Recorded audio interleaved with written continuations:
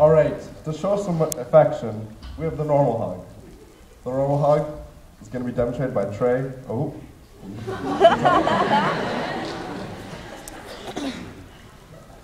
Next we have you're going on your first date. It's a little awkward. It's going to be a scary hug.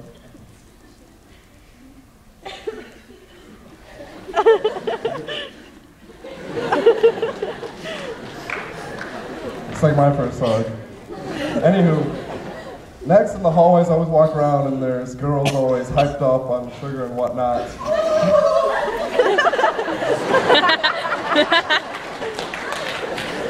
Oh my God. With that, it also comes the bro hug. Oh, what's up, baby?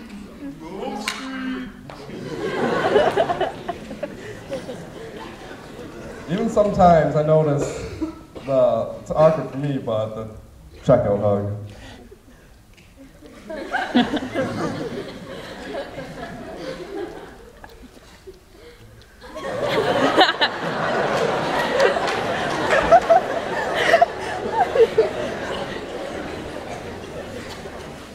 And the hug with a growing reputation, the awkward hug.